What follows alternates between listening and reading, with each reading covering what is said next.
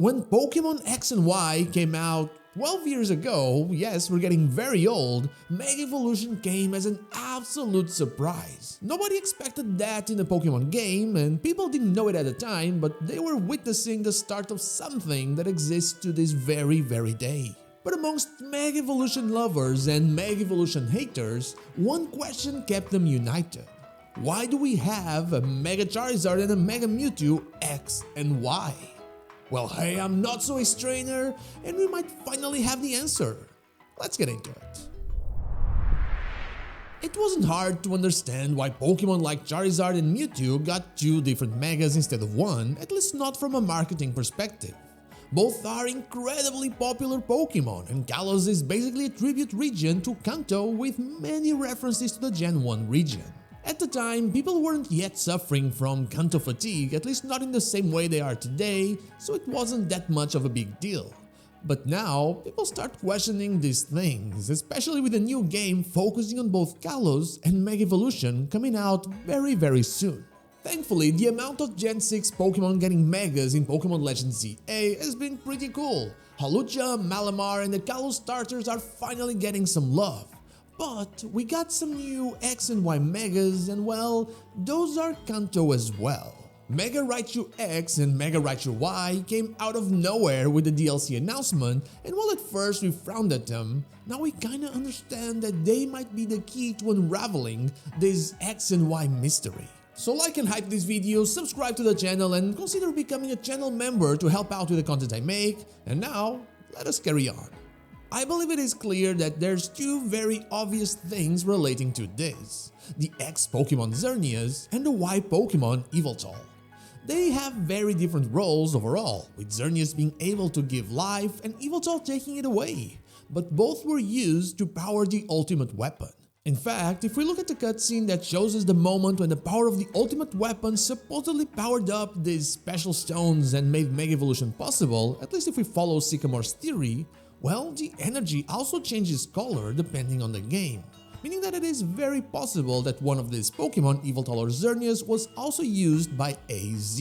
And also, of course, X stones are exclusive to X and Y stones to Y, just like Xerneas and Yveltal respectively. Because of this, it's fair to assume that some Pokemon react to Xerneas' energy and Yveltal's energy in a different way. It is also fair to assume that Pokemon Legends ZA will work as the third game, bringing both worlds together and focusing on the third legendary, meaning that Zygarde is very likely behind any weapon-like shenanigans in this world. So it's very likely that this Pokemon's energy, Zygarde's energy, is the one that was used by that world's AZ and Lysander to power up the ultimate weapon. This isn't me saying to get ready for Mega Charizard Z, this is me saying that X and Y do not belong in this world. X comes from the world of Xerneas and Y from the world of Yveltal, or at least the world where they were used to power the weapon. And while we're only going to be traveling to one place in Legends ZA, which will be Hyperspace Lumiose, that hyperspace is like a similar thing to the Ultra Space, a place that connects various different dimensions or worlds.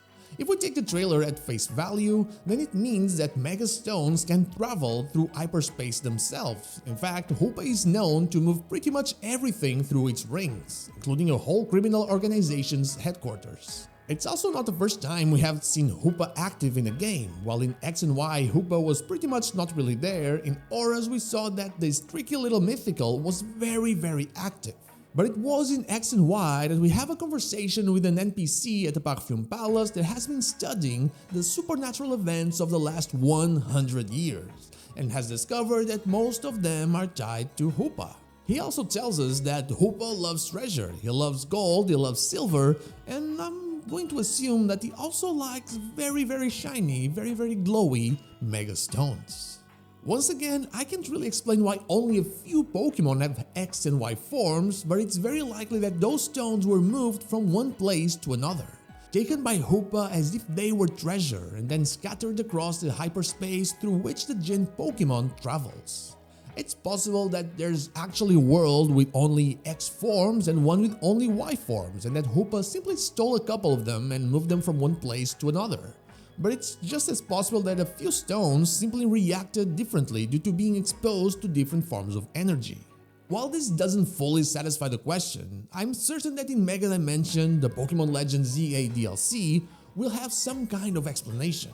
But I'm also just as certain that Hoopa, the mythical Pokemon that loves moving things from one place to the other, is behind Mewtwo and Charizard and Raichu having the privilege of having more than one Mega Evolution, and maybe will make even more Pokemon have that kind of privilege. But what about you? How do you explain this lore-wise? Do you think it was Hoopa moving stones from one hyperspace world to another hyperspace world and then everything just got scrambled? Or do you have any other explanation? Let me know down below. Now, that is all I have for you today. Thank you so much for watching, and I'll see you all on the next one.